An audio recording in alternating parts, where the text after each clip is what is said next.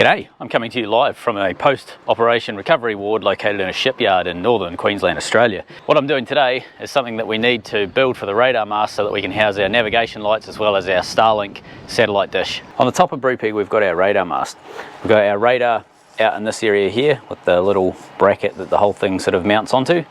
We've got the main radar mast going down like so, and on the top, which is where we're going to work today, we've got this plate that goes across the top that essentially at the moment it's just a daggy old bit of plywood to stop the gap at the top from filling up with water. There's a big hole so that we can run cables up and down that mast. This next lot of footage is shot in the 60s when I was a younger man, but I wanted to show you the opening top of the radar mast. It gives you an idea. There's a large access port with a flange with holes in it. Those holes have nuts welded to the bottom of them, and then the lid just bolts on, but it means we can easily access inside the mast over the lifetime of Brupeg. You can kind of see here just how easy it is to get something all the way down the bottom of that radar mast. But what I need to do is start setting up our lights. Rightio, navigation lights for a motorboat. You need a stern light which shines out at 112.5 degrees. This is a white light and it's down the centre line of the boat. White light, you've got port and starboard, so port and starboard up this is on top of the wheelhouse in Brupeg specifically. These have to shine at 112.5 degrees. And that is starboard is a green light, and then port is the same angle, 112.5 degrees, and that is a red light. Right, so they're the basic navigation lights. The point of having different lights and having these specific angles is if you're looking at the boat from any particular direction, you can tell what direction the boat is heading in, whether it's coming towards you. So if you're seeing any of these lights here, so you're seeing green and red, or just red, you'll be able to say, okay, that boat's heading towards me. If you're seeing red and white, you know that boat is heading sideways to my direction of travel, or in this case green and white, you can say it's going the opposite direction to my travel. Or if you're seeing just white, you'll know the boat's heading away from you.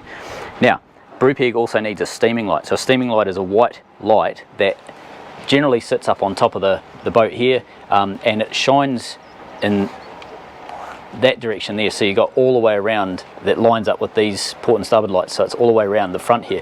Now because we have a white light that's covering this back quadrant here, essentially Brupeg can get away with one single 360 degree round light so long as it's higher than the port and starboard lights.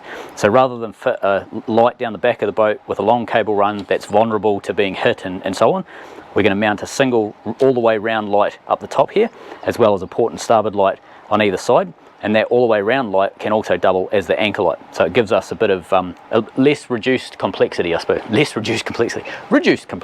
suppose you could probably call it. The design I'm going to use is very similar to the shape that's already up there. So it's 300mm wide, 500mm long. The mast itself is about 260mm because it's on an angle, so it's a bit of an oval shape. And the mast is 150mm wide. So I'm basically going to duplicate this shape. The reason I wanted this shape is because it gives me a big flat platform out here to mount stuff. So the light is actually going to be on a pole sort of sticking straight up from the top of the radar mast itself. Starlink is going to be out here, so there's going to be a big clear area for it to not have any obstructions. So as it flips around from side to side, I don't want the light to be, in its field of vision. I want to try and keep that as clear as I can, but I do have to have the light higher than the Starlink antenna. So a couple of things to manage, but I think we'll be able to do it with a plate of that size. Because I don't like punishment, I'm going to build it out of aluminium. You know what? I was going to say let's do it at 500. Let's do it at 538, because then we don't have to cut it. When I can, I much prefer to build out of aluminium than steel. It's more expensive initially to buy aluminium than it is to buy steel, but by the time you add up what the effort and cost of sandblasting is, the cost and effort of actually putting the 2-pack paint on to protect the steel, aluminium ends up cheaper overall. It's about 5 times faster to build something out of alloy than it is out of steel, because like I might be able to cut this radar mast plate out of this flat sheet of aluminium in 2 minutes with a timber saw. To do that with steel, it'll probably take me 10 minutes at least to get it all sized up, ground and sort of cut into shape. Welding is another way it's so much faster as well. In order to weld with aluminium, you literally just blast it on. You can move really fast. Because aluminium conducts heat so well, you have to move fast or you end up warping it. Whereas with steel, it takes a long time to heat steel up and you have to move much, much slower. So every component of building in aluminium is just significantly faster than steel. And then you also don't have the hassle of having to protect it from rust.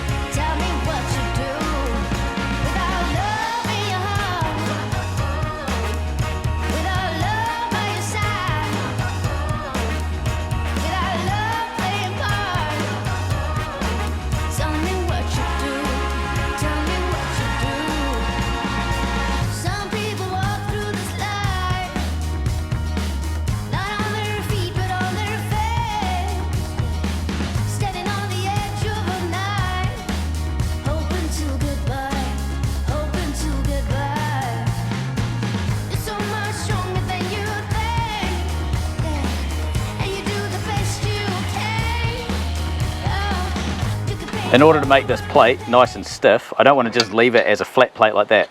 I want to put essentially a vertical right the way around the edge so that it hangs straight down. I have a piece of 80mm in that direction, 2.5, 3 mil, something like that in the thickness. I'm going to weld that around the edge, and I will probably chop it back. 80mm is probably a bit too much. I'll probably knock it back to say 50, maybe, see how it looks when it's up there, but that's going to give me a lot of vertical strength. I may even put a vertical down the middle here, just we'll see if we need it, mainly because I want to have a lot of strength for the Starlink mount, which is going to be at the back here. The mounting bolts will be at the front for the radar mast itself. So this back end here does need a wee bit of strength, and that's why I want that back edge to be completely encapsulated. I also need to make a little mount for the anchor light, or the 360-degree round light that's going on top of all of this assembly. So I thought, well, may as well make that out of aluminium too. So I'm chopping out a circular piece here, ready to mount onto a pole so we can get it above the Starlink antenna. Today is an auspicious day. So after we got our little Unimig welder back, I realised that the spool gun had died. Basically it was shredding aluminium, wasn't communicating with the machine, so settings and stuff weren't getting through. Trigger pull was sort of all over the show. You pull the trigger, it would inch the wire out, it wouldn't actually spit it out at the rate it needs to go. Lots of problems. So I bought a new one. This was bloody expensive. This was 770 bucks or something, which is like really expensive for us. However, I'm hoping that it's going to be a gun for life, like buy really good quality, buy once, cry once, as my mate Madison says. Okay, so new gun. It's a different design to the old one that you may have seen us use. Let me figure out how to do it. Oh, there we go, you squeeze it.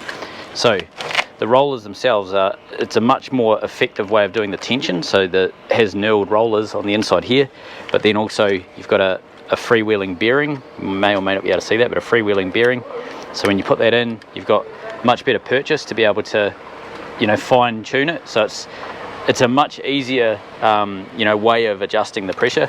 The other thing I really love about this, and this is something that drove me nuts on the old machine.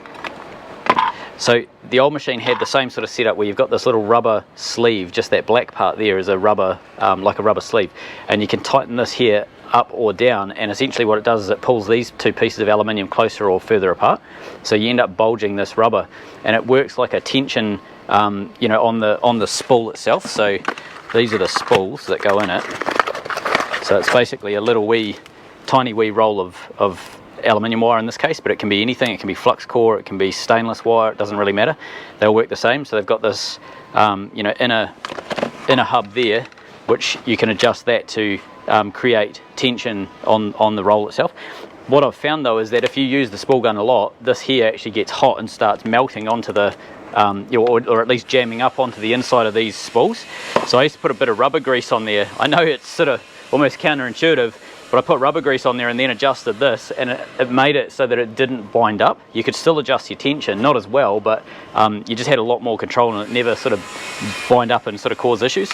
One thing I really love about this gun is they have this little spring-loaded lever, so it's sprung-loaded in that way as well as that way there, so that when you put your coil of wire on, you can actually, it sort of sits flat across that whole thing, like across there like that, so it stops it from unwinding while you're trying to put the whole thing together.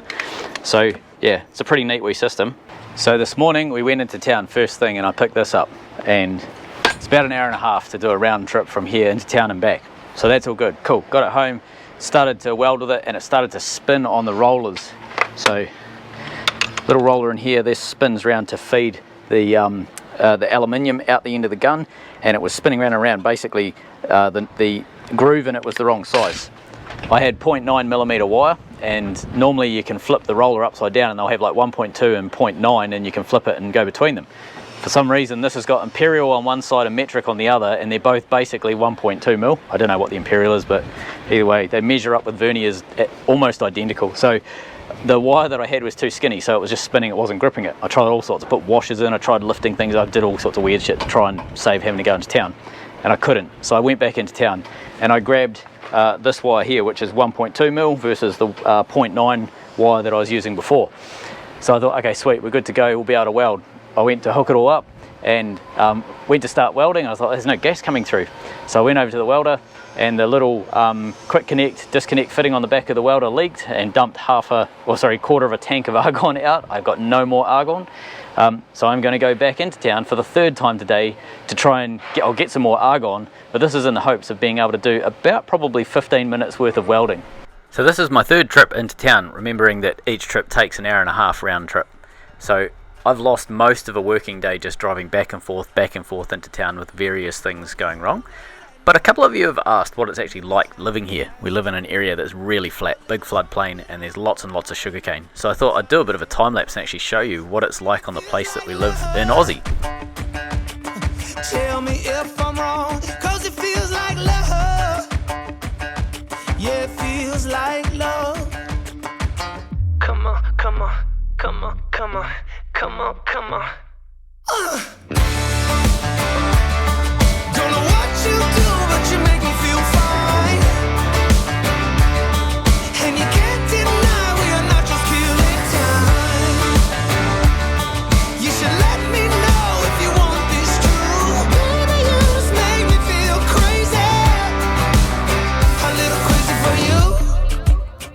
Yeah.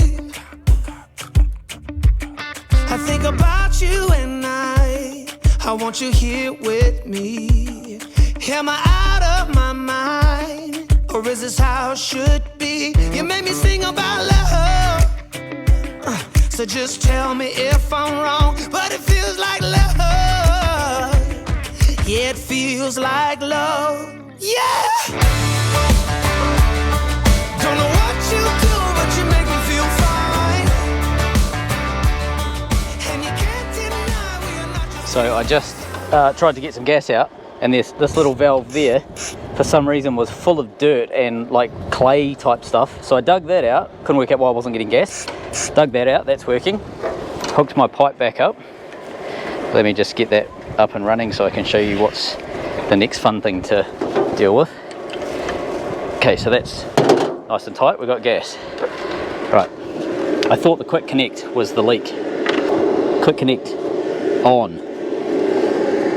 Don't know if you can hear it, but you see here I got two buttons. One is for wire feed, one is for gas, spool gun or standard. I use spool gun when I'm obviously using a spool gun.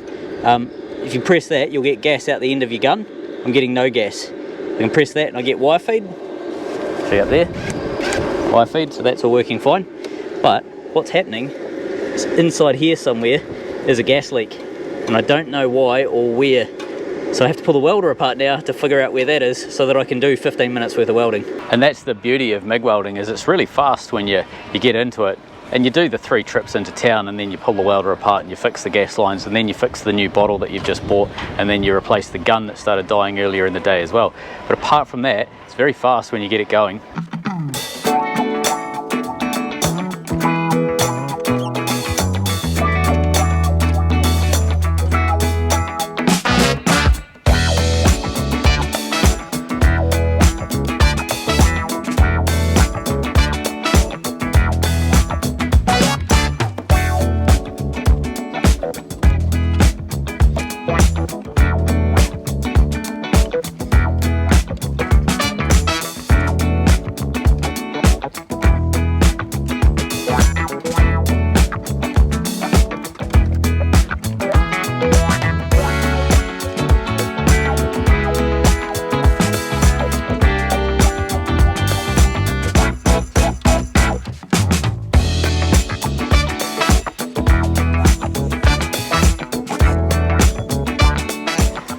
Nice to be able to get in there, wouldn't it? There it is. Look at that broken pipe, that black pipe there. And the light of day, there is the gas pipe. So it's a bit of a weird break. It's almost like a clean cut through it. Like, see that there?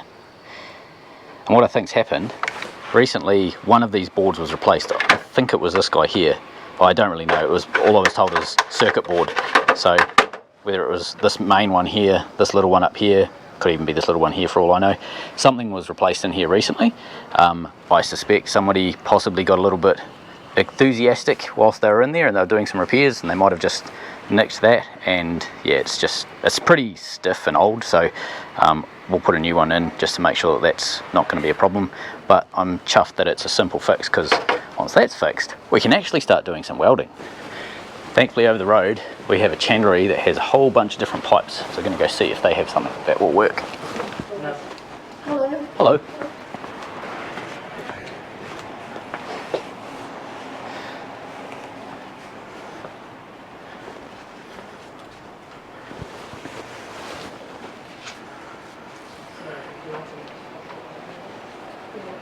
So it turns out they don't have any pipe that's going to work. There is some pipe in town that I could get that would probably work. Well, I'm guessing. I don't know that for certain. And I refuse to do a 4th trip into town to get this bloody welder working. So what I'm thinking is heat shrink over top of that hole. I know it's not perfect, but I'm thinking resin infused heat shrink over top, and maybe like 3 layers so it's super strong. It's not perfect, but I think it'll get us out of trouble, and I can finally weld that bracket together and we can get this Starlink mount up on the top. This is quite a cool scene at the moment. There's 4 big boats out, well 3 big boats and Brupeg, and then there's a bunch of yachts. We've got a yacht right beside us, and then over the far side you can't really see it, you can just make out the wind turbine over the back. That's another little yacht that's getting a bunch of work done.